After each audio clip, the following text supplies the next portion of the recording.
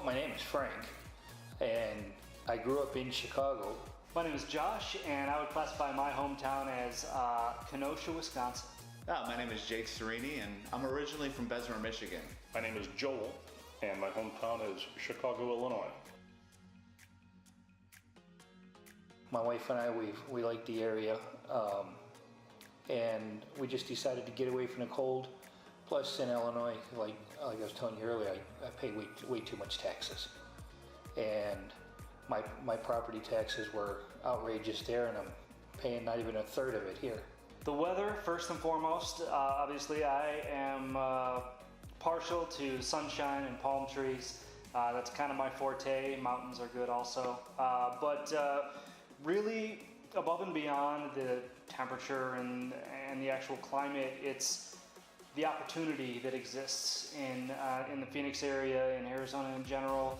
I mean, the economy is just, it always seems to be booming. The technology in the area, the advancements, all of the different companies that are migrating their headquarters here. I mean, there's just so much opportunity. It's hard to imagine that it's not going to continue on that same path and attract even more.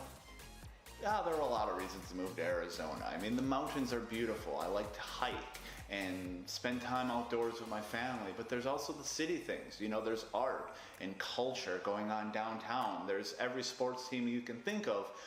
Every league has a team here, so there's literally something for everybody. Quite a few things.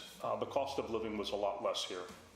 The weather is beautiful. Yes, it's hot in the summertime, but it was freezing in the wintertime back in Chicago. So it was really the cost of living, and then the activities. You never have to plan anything. Back home, you'd have to plan things, and it was always going to be indoors, or if you planned something outdoors, chances are it was going to rain and ruin everything. Out here, you have a pretty good chance of having a sunny day every day. I love to fish. I love, we have quite a few lakes all within the valley here, within a very short drive. If I want to go to the mountains and see snow, I can drive an hour and a half up north and see the mountains with snow.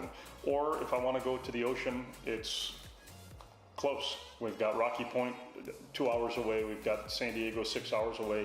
I mean, those are easy day trips, just to get away. So it kind of had the best of everything that I was looking for. I just like everybody that's here. And if you run into a problem, you can pick up the phone and call anybody. And whether it's calling the equipment company, or you're calling one of the guys that work with you, there's always somebody to work with. Windy City's a little bit different in the fact that, we tend to utilize a lot more of the modern technology that's available to us. Service companies, just to be quite frank, most of the time are run by old school mechanics or old school people. I mean, it's kind of a dinosaur of an industry. It's been around a long time, and there's things that have worked for a long time. Windy City has a little bit of a new school approach to it. We tend to see the modern technology and how it can help us improve our overall objectives. So communication, customer visibility, and everything else. But really just put a modern twist on, an old school field. What I like about working at Windy City is there's a real opportunity here for me to grow, not only in business, but as a person.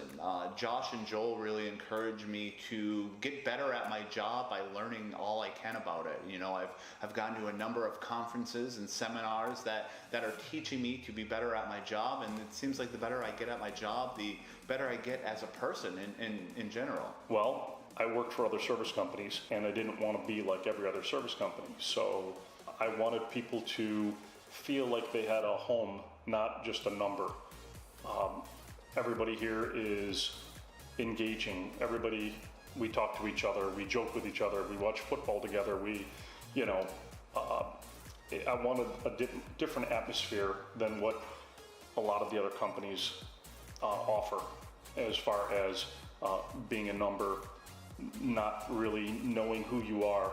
So when you see a tech and you know their name, you know their family, you know everything about them, their children, it's more of a family atmosphere.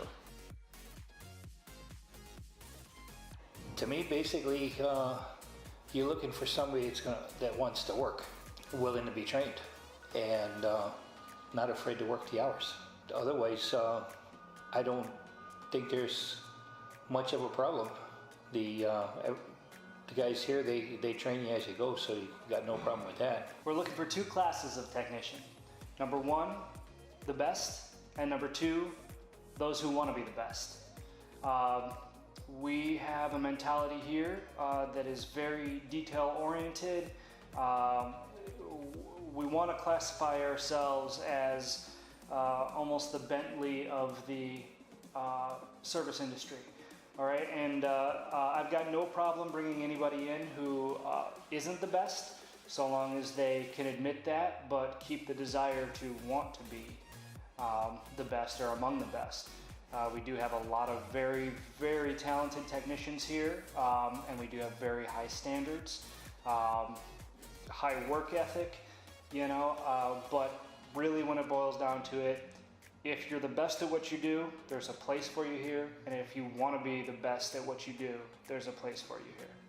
We're really looking for people that want to grab the bull by the horns. We're looking for people that are looking for opportunity. We're looking for people who want to come into an ecosystem that is built here and really thrive and make it their own. You know, we're not necessarily looking for people who are coming and just falling in line, working 8 to 4, going home and forgetting that they came to work. I mean, there's an opportunity here to really become somebody in this industry.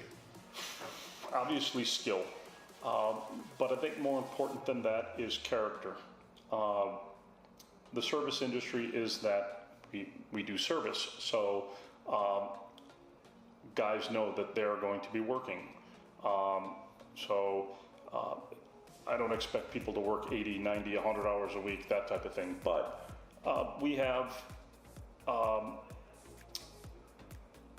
camaraderie. We have people that engage in each other. We have some techs that are really, really good, some that aren't so good, that can work their way up to being really, really good. We have support staff that if they're stuck on a job, they can pick up the phone and call a multitude of people and get the right answer and get walked through. And if that doesn't work, we actually have techs that will join them on the job site to get them through the call, along with it becomes a teaching moment. So